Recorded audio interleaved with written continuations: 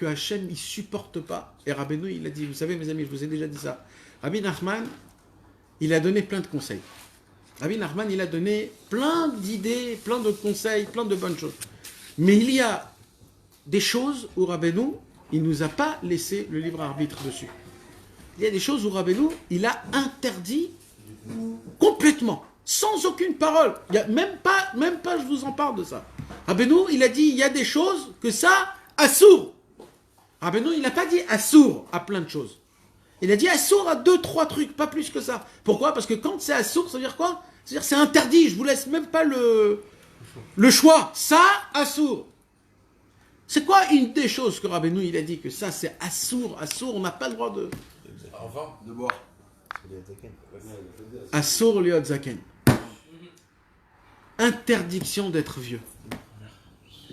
Ça veut dire quoi interdiction d'être vieux? Vous savez, c'est quoi la maladie la plus grande au monde? T'as beau être tout. T'as beau être un grand connaisseur, un homme qui a fait tout dans sa vie, t'as beau avoir tout ce que tu veux, tout l'argent, le truc.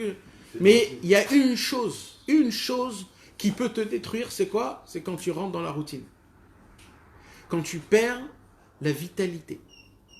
Quand tu perds la notion de erzachita. C'est un mérite de pouvoir mettre les tefilines tous les jours. Si tu n'arrives pas à le dire, tu as perdu la notion des tefilines.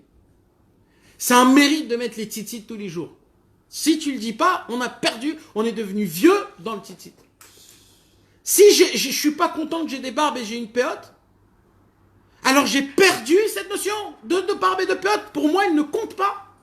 Ouais, je suis devenu vieux. Et Rabbeinu, il est allé plus loin que ça. Rabbeinu, il a dit quelque chose qu'il a dit ça jamais. Jamais. Il a dit ça sur rien. Il a dit Ani sonné zikna. Je hais la vieillesse. Alors il dit Rabbeinu, de quelle vieillesse je vous parle? Je parle de la vieillesse d'âge. Il dit Rabbeinu, ma pitom, je ne parle pas de la vieillesse d'âge. Je parle de la vieillesse d'esprit. Je parle quand un homme, il commence à devenir de la routine. Il commence à s'habituer au service divin. Alors il a beau tout faire, mais il ne le fait pas avec vitalité. Et ça, c'est la chose la plus grave. Akadosh Baruch Hu n'a pas de nachat. Il n'a pas de plaisir de ce que tu fais. Tu as beau faire quelque chose de énorme. Mais comme tu le fais avec une routine, sans vitalité, comme un vieux, qu'est-ce qui fait les vieux? Les vieux, ils ont... de la vraie crainte, alors. Ça veut dire quoi, de la vraie crainte? C'est lo ira amiti. Pourquoi ça doit être de la crainte? Parce que si c'est de la vraie crainte, alors l'homme, il peut arriver à ce inyan de devoir se renouveler, de devoir sortir de sa vieillesse. Alors Rabbi Nathan, il pose la question. La racine de la zikna, elle est où? C'est quoi la racine? La racine de la vieillesse, elle est où? Dans l'habitude. Mais d'où elle vient, cette habitude? Pourquoi je descends? Quand un homme, il s'habitue à quelque chose, il perd la notion de ce qu'il fait. Pourquoi quand tu te réveilles, Chatzot, la première nuit, elle est exceptionnelle. La deuxième nuit, elle est exceptionnelle. La troisième nuit, elle est exceptionnelle. Et la quatrième nuit, limite, tu dis, ça y est, je me suis levé. J'ai aucune simra. Et le mec, il se soit, il est Chatzot, il s'est levé la nuit. Pourquoi? Exactement. C'est l'habitude. Ça s'appelle quoi? La vieillesse.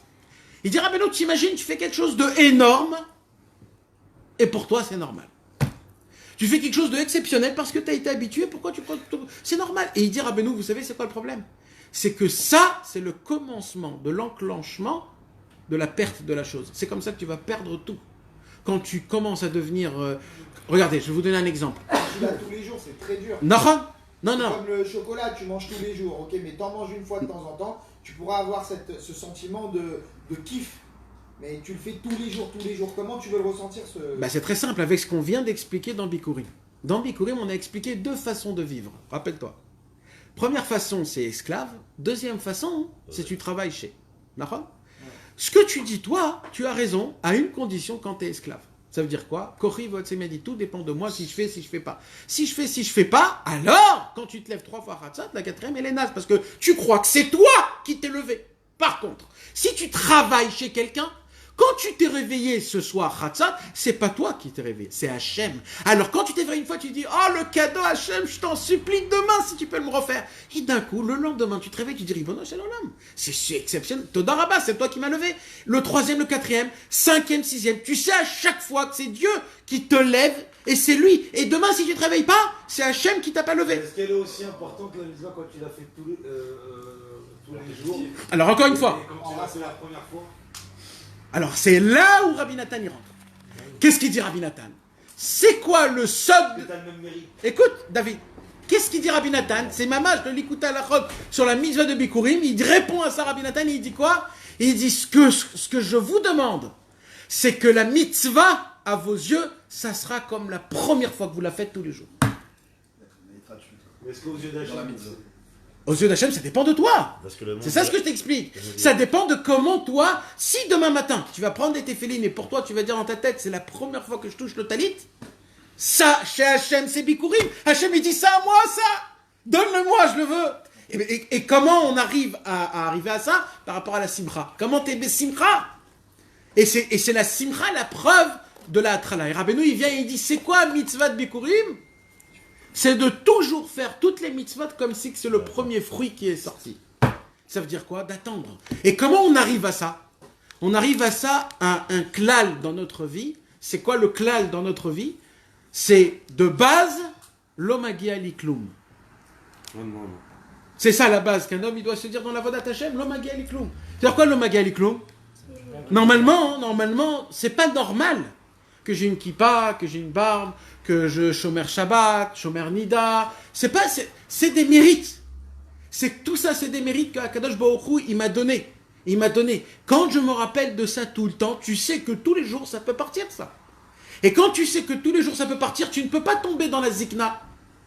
Tu ne peux pas tomber dans la vieillesse. Pourquoi? Parce que c'est quoi de tomber dans la vieillesse? De tomber dans la vieillesse, c'est quand tu crois que c'est à toi, c'est acquis, c'est dans ta poche, et personne ne peut t'enlever. Et donc là, tu commences à faire ce que tu veux, soi-disant. Et c'est ça le problème. Mais au moment où tu sais que c'est pas dans ta main, ça dépend que de Akadosh Baruch Hu. Au moment où il voudra te l'enlever, il va te l'enlever. Alors tu sais, tous les jours, si je me suis levé sur Chatzot, je vais faire tout comme il faut. Si ce matin, je vais mettre mes téfilines, je vais essayer de faire comme si c'est la première fois, c'est un cadeau d'Akadosh Baruch Hu. Donc c'était pas évident que je mette mes téfilines ce matin. C'était pas évident que je garde ma pensée, que je garde mes yeux, que je dis pas de gros mots, que je vole personne. C'était pas évident.